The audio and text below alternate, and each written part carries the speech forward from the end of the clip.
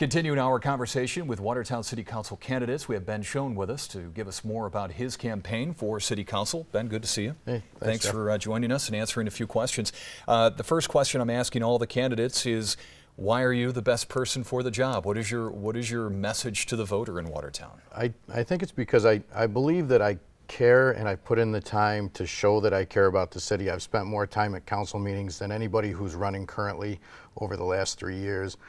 I'm more in tune with the city itself. I deal with the city departments regularly. I know a lot of people that work at the city, and I think my experience as a contractor in Watertown gives me a different viewpoint than most people who are running.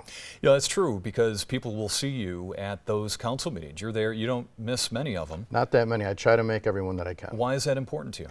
Well, I like to know what's going on. I think there's a disconnect between the public and the government.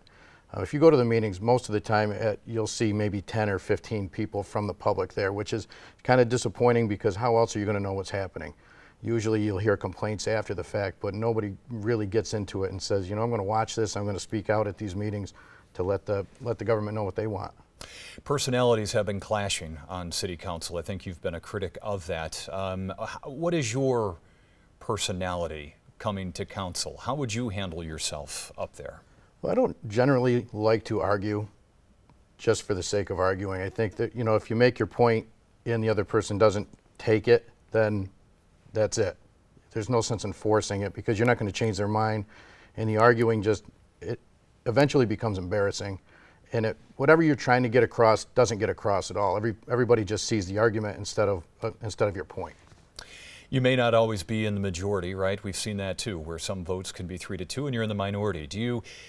Are you the type of person to hold on to that? I don't want to say a grudge, but do you remember that stuff, or do you then, if the vote is to go and do something 3-2, you're in the minority, you support what the council has gone and decided to do? Where do you fall on that? You're not going to, if you vote and your vote, you know, isn't the winning vote, if you try to hold that grudge, you're gonna just inhibit progress. You're gonna hold back that progress. So, and it'll make things worse, and that's where the animosity builds up. So I'm thinking that if, you know, and it's gonna happen if I get on council, you know, I'm not gonna always agree with everybody.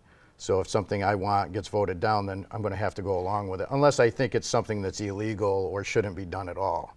Other than that, yeah, I have to go along with it. Let's talk about progress for Watertown. What is a priority for you? What are a couple of things that are important to you if you become a council person? Well, right off the bat, fiscal solvency. Whether or not we're going to be able to afford to run this city 10 years, 15, 20 years from now. And you see in other parts of New York where you know, small villages and towns aren't able to take care of themselves anymore.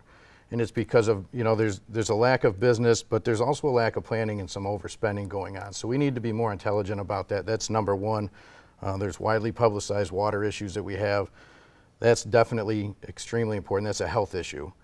We also have a lot of other infrastructure issues that I don't think people are aware of that need to be taken care of that have to do with our water system as well. And those numbers aren't even being put out, how much more money we're going to have to spend. And public safety is a big concern of mine too. The quality of living for people who want to stay in Watertown and want to invest in Watertown as well.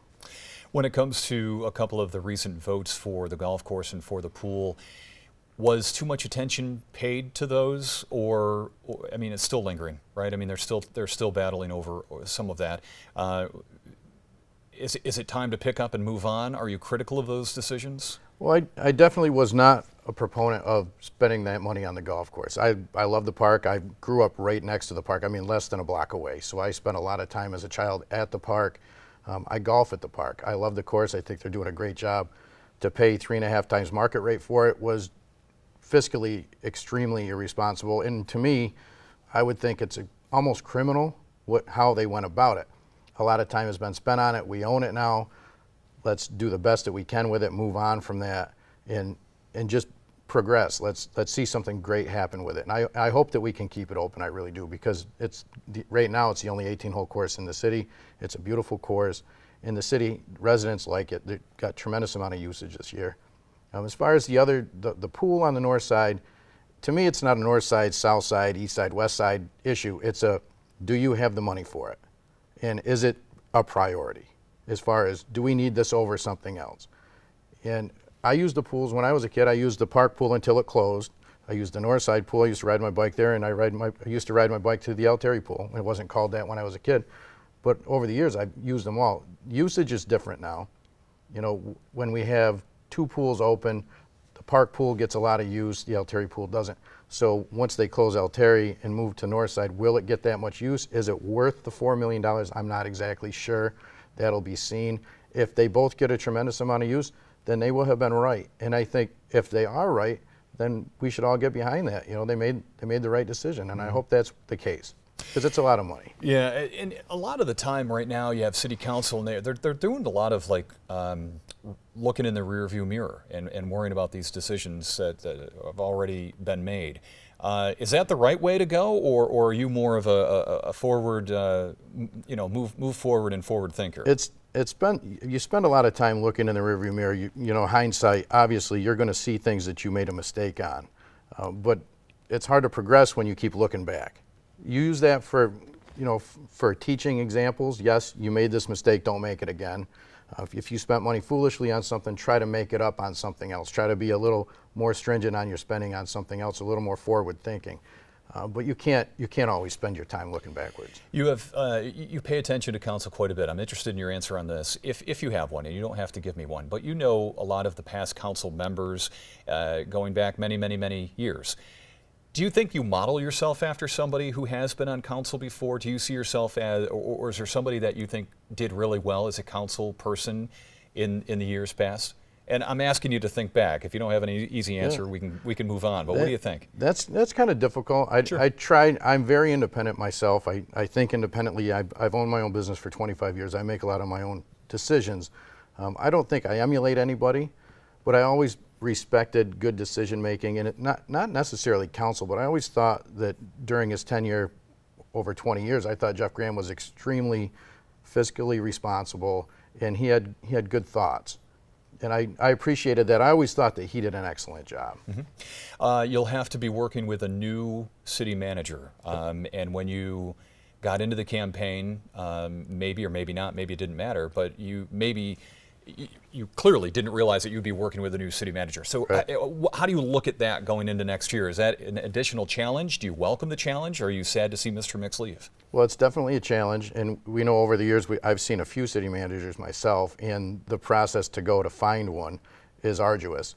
And it's not always the right answer when we get somebody from out of the area and it turns out they weren't ready for this, or they're not used to this kind of area that they're living in. And it's tough. Mr. Mix does an excellent job. He has a vast knowledge of the city. I think he's done a great job, and I can understand him wanting to retire.